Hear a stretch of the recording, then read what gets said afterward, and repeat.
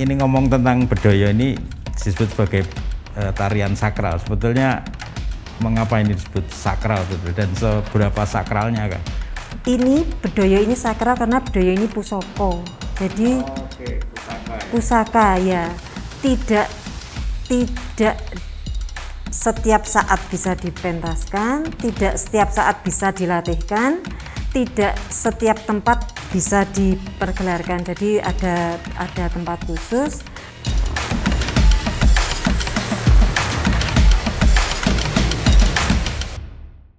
Jadi saya tergolong beruntung ya ini bisa menyaksikan itu ya, karena waktu itu saya harus syuting dan waktu itu ada dari TV NHK dari Jepang yang bersama-sama kita menyuting Mbak Inul menari Bedoyo Semang ini.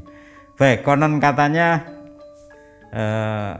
tarian Jawa itu ada filosofinya. Apakah bisa bercerita tentang filosofi tarian Jawa ini, Mbak Inul?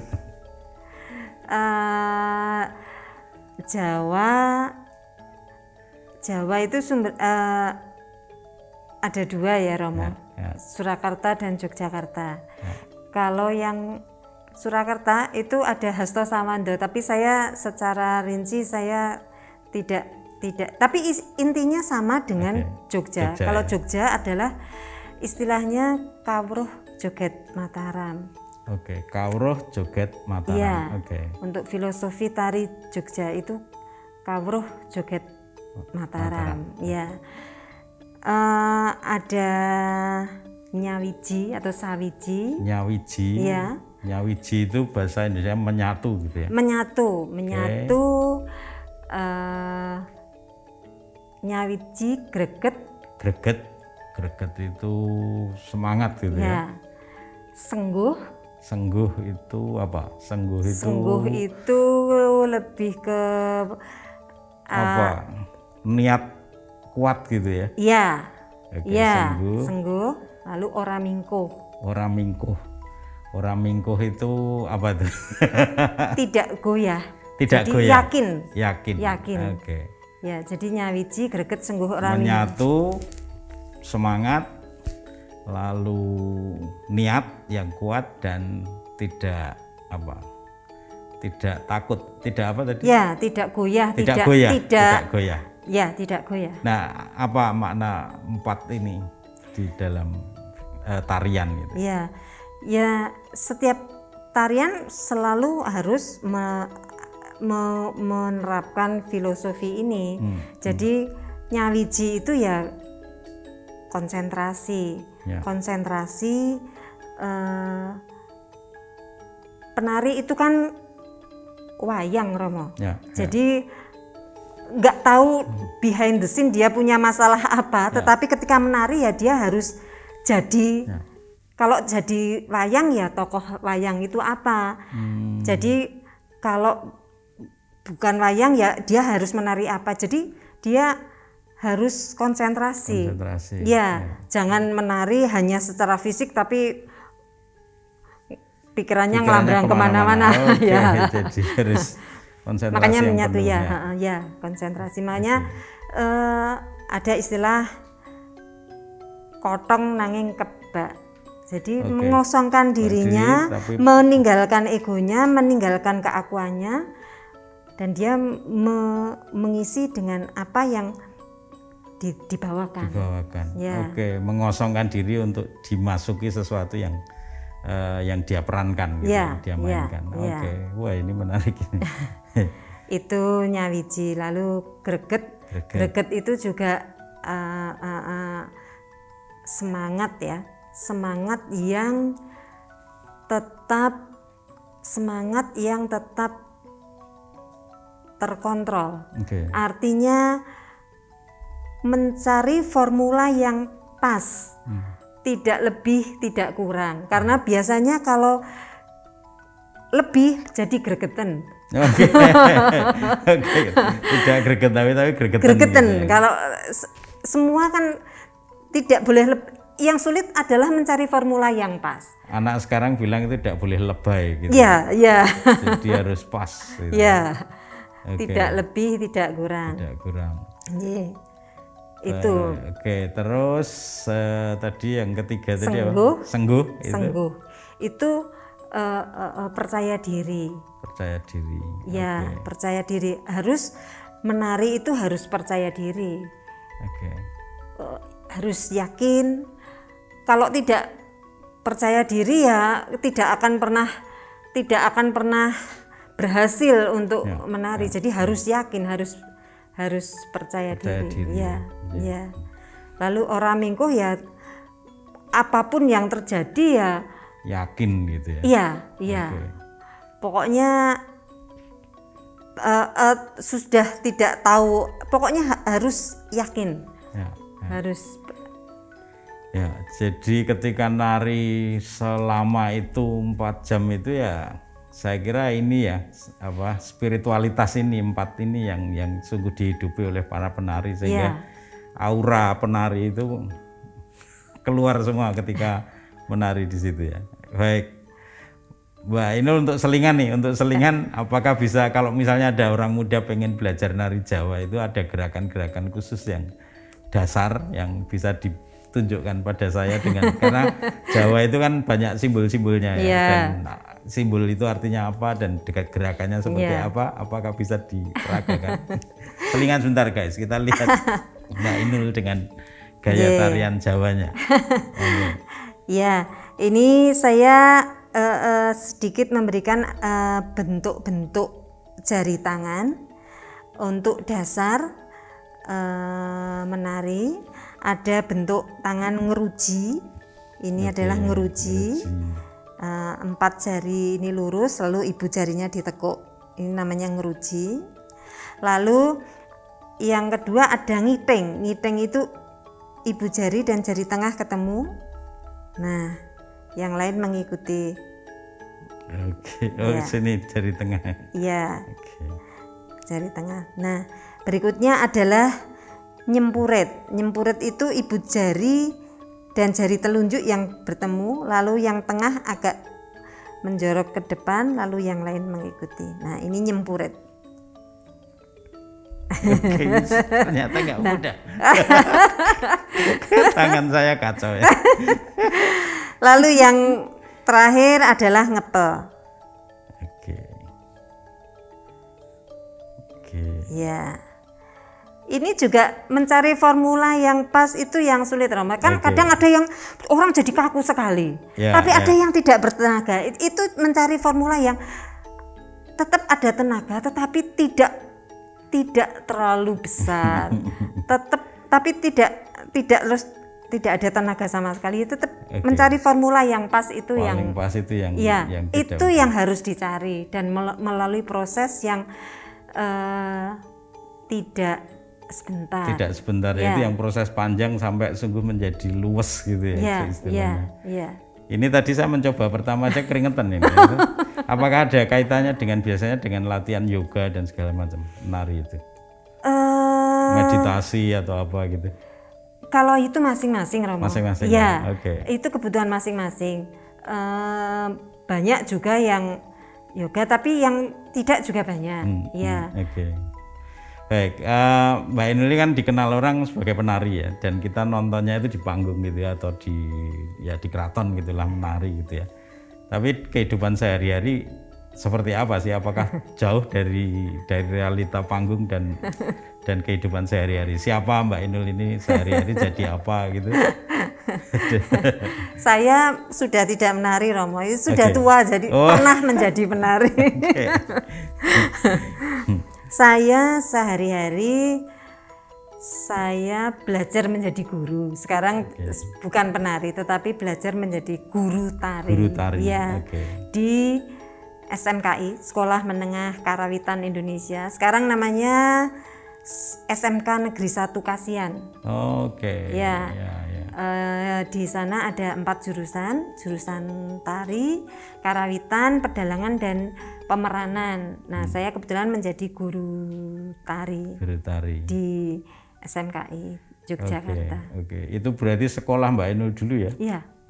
Kembali mengabdikan diri pada sekolah yang dulu meluluskan. Iya. Tapi jauh banget nggak sih hidup sebagai penari dan hidup sehari-hari sebagai guru tari ini yang dialami Mbak Ainul ini, dan bagaimana Mbak Ainul menghayati filosofi Jawa yang sebagai seorang penari dan dalam kehidupan sehari-hari? Saya kira tidak ada bedanya, tidak ada bedanya, karena filosofi dalam tari Jawa itu kan juga bisa diterapkan dalam kehidupan sehari-hari. Jadi nyawiji greget senggoho ramingkuh itu juga untuk kehidupan sehari-hari juga sangat nyata ya. Iya, sangat real. Iya, gitu. Iya. Oke. Bagaimana itu mempengaruhi hidup Mbak Ainul ya? Kan kalau saya lihat Mbak Ainul nari itu kan halus banget dan pelan sekali. Apakah hidup Anda juga pelan, sepelan itu gitu? Atau tidak lain? Tidak, itu kan panggung sandiwara. Okay. Tidak, dibalik itu saya ya manusia biasa. Manusia biasa. Yang kalau saya agak nyebal ya Romo. Yeah. Kadang orang melihat menari Jawa itu seperti seolah-olah itu tidak bertenaga, kelemak-kelemok dan sebagainya. Tetapi itu kalau orang yang belum pernah mencoba ya. Tapi begitu mencoba ternyata berat ya. Iya. Karena penuh tenaga, tetapi kan tidak dipush seperti kalau atlet gitu misalnya ya. Seperti yoga itu kan sangat halus, tapi kan tenaganya juga full gitu. Iya. Nah, saya sering banyak orang yang tadinya hanya melihat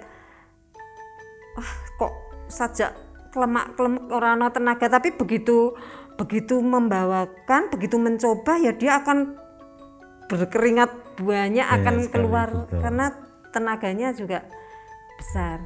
Tuh, saya masih ingat keringat para penari 4 jam itu masih sangat kuat sekali di video saya yang saya dulu waktu itu ikut ya. Jadi menarik karena di tengah-tengah kelembutan itu ada tenaga yang luar biasa, dan inilah sebenarnya kekuatan kemanusiaan kita itu sebagai dalam kelembutan ada power ada kekuatan di situ. Sekarang saya pengen ngerti bagaimana Mbak Ainul ini memformatio diri ya, mendidik diri dalam sejarahnya dulu sampai menjadi penari yang ya saya katakan boleh ini penari keraton yang sangat dilihat orang gitu loh. Jadi bagaimana dulu mendidik dirinya sendiri untuk sampai menjadi penari.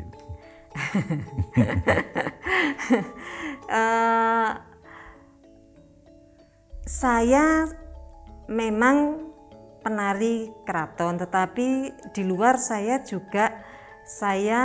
manusia biasa dan saya juga penari biasa.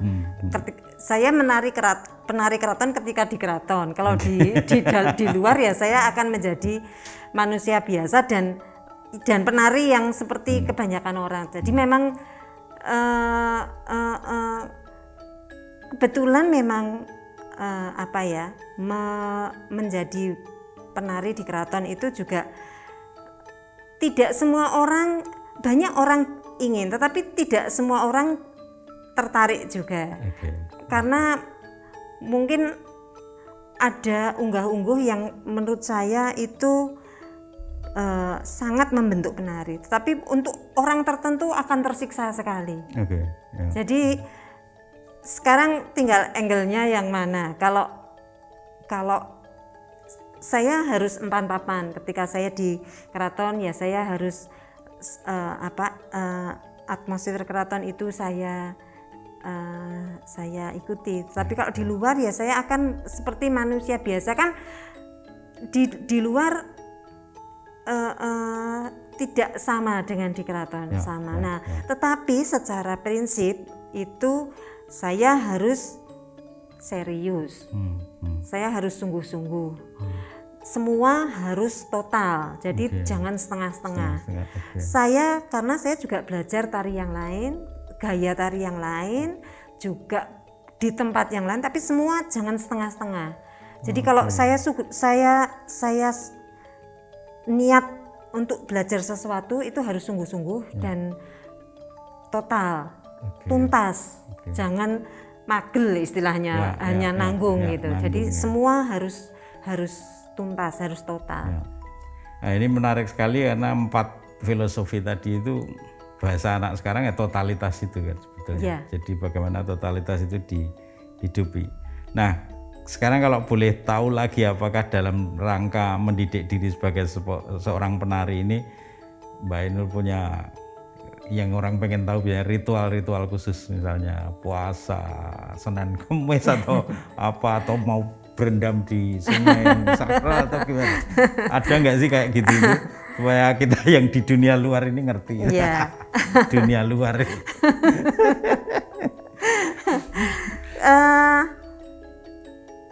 Kalau secara khusus sebetulnya tidak ada, Romo. Itu masing-masing. Tetapi memang apa ya? Lakunya masing-masing kan kadang punya apa? Jalan masing-masing. Jadi ada teman yang suka Senin Kemis, ada yang menjelang puasa menjelang menari itu puasa. Nah, kalau dulu ketika kami harus membawakan rekonstruksi Bedoyo Semang, itu hanya laku yang caos bekti dan sugengan itu. Tapi selebihnya itu diserahkan kepada masing-masing. Ya. Saya jujur waktu itu saya tidak melakukan puasa karena saya punya anak, saya masih menyusui, dan menurut saya materi itu 4 jam itu sangat berat. Jadi saya butuh energi ya. Tetapi memang artinya ya terus tidak terus brutal semaunya sendiri ya, tetap dijaga itu. Tetapi saya tidak melakukan ritual khusus. Tetapi ketika Sri Sultan habis 10 kemarin dalam tinggalan Jumenengan tahun lalu itu mementaskan Bedoyo Sumerep yang salah satu Bedoyo Pusaka, itu kami yang terlibat, artinya tidak hanya penari. Saya kebetulan tidak menari, tetapi saya sebagai pemucal. Itu semua pemucal, produksi, penari, pengrawit, dan semua yang panitia yang ada di situ itu selama persiapan mementaskan Bedoyo Sumerep itu semua diwajibkan untuk mutih. Mutih ya. Jadi makan khusus yang makan hanya nasi putih dan air putih.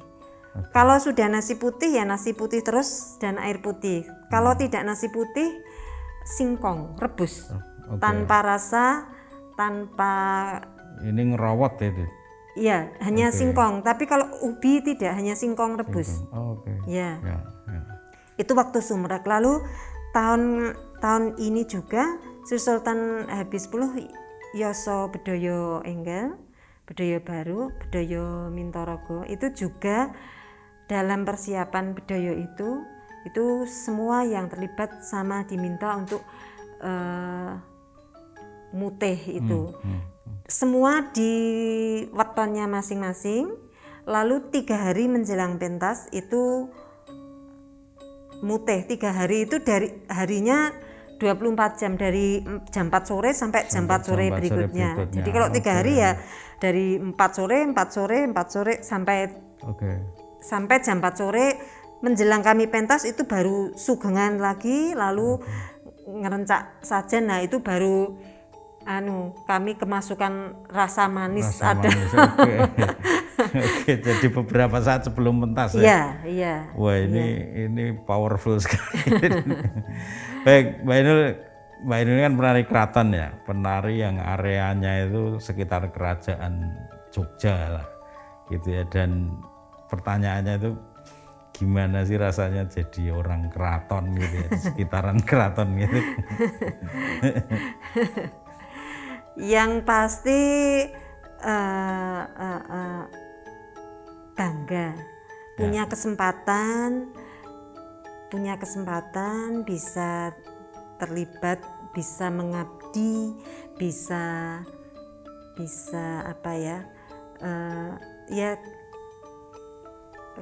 saya kan sebagai abdi budaya di Keraton Abdi Dalem itu kan abdi budaya, dan saya bisa membantu dan mempersembahkan apa yang saya bisa.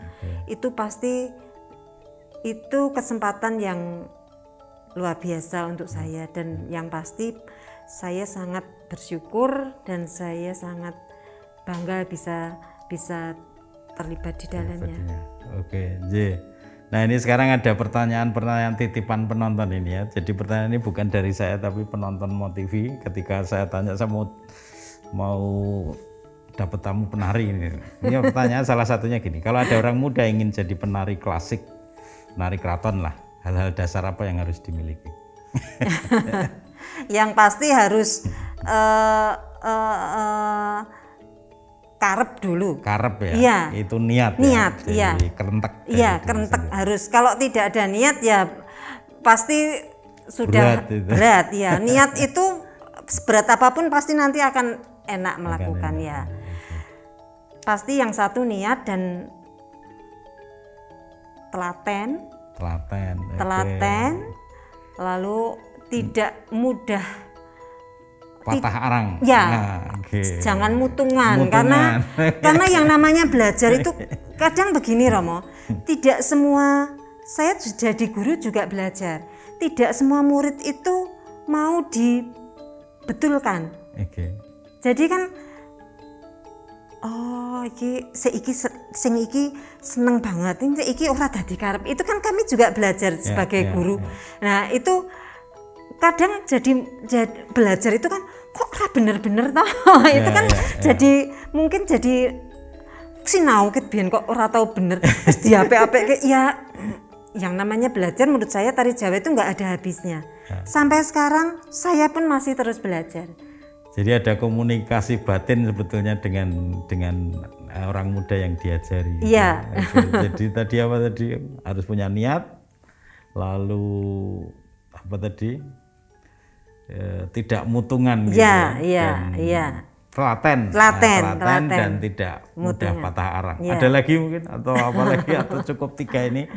Menurut saya yang basic harus itu ya. Oke, jadi orang-orang muda ingat ini pesannya, harus benar-benar punya niat, telaten itu tekun ya, dan tidak mutungan, tidak patah arang, tidak mudah patah arang.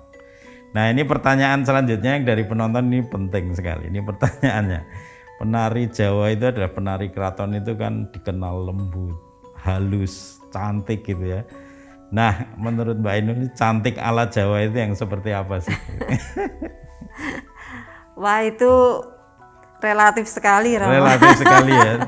Relatif sekali. Tetapi kalau menurut saya cantik itu yang penting hatinya kok Romo. Hatinya. Secara kalau hatinya cantik itu pasti ya keluarnya akan cantik. Jadi bukan cantik secara fisik. Fisik gitu ya. Saya lebih ke hatinya. Dan kalau saya lebih suka yang prasojo. Prasojo itu sederhana. Sakmadyo. Sakmadyo itu apa adanya, sederhana apa adanya, dan orang ngoyo. Tidak memaksakan diri. Wah ini filosofi baru lagi nih, ini kita menarik sekali. Jadi apa tadi? Sederhana, prasojo, sakmadyo, orang ngoyo. Sederhana apa adanya dan tidak memaksakan diri. Wah ini filosofi yang menarik sekali yang kita belajar dari seorang penari Jawa klasik ini ya. Oke Mbak Ainun, ini terakhir, apakah ada closing statement yang mau dikatakan untuk orang muda yang pengen belajar menari Jawa? Silahkan ngomong ke kamera itu. Ngendika di kamera itu. Untuk orang muda yang pengen belajar nari Jawa klasik lagi. Wah ini. Ya, untuk teman-teman muda, teman-teman milenial yang ingin belajar tari klasik, saya sangat berharap banyak rekan-rekan milenial yang tertarik dan mau belajar, karena di luar negeri sana itu banyak orang asing yang sudah sangat tertarik dengan tari klasik dan budaya kita, dan mereka sangat bersungguh-sungguh ketika mempelajari tari klasik. Nah, memang tidak ada proses belajar yang instan, semua harus melalui proses yang panjang. Jadi memang tadi seperti saya sudah sampaikan, jadi harus niat betul, harus telaten, dan jangan patah arang, harus tetap semangat dalam belajar untuk mempelajari tari klasik. Baik, terima kasih Mbak Ainul atas waktunya, dan masih menari ya setelah ini, nanti kita lihat Mbak Ainul menari dan kita bisa melihat bagaimana filosofi Jawa itu dihidupi oleh seorang penari ketika ia menari. Dan saya kira kata penting dari Mbak Ainul tadi adalah niat. Nah, niat itu apa ya? Perseveransia. Jadi niat yang kuat dan tidak mudah patah arang itu adalah perseveransia dalam bahasa Latinnya ya. Semoga kita semua juga selalu diberi kekuatan, terutama pada masa-masa saat ini di mana pandemi belum berakhir. Jangan patah arang dan kita tetap semangat dan punya niat untuk selalu berkreasi dan membangun dunia ini menjadi lebih baik. Terima kasih, sampai jumpa di episode-episode selanjutnya.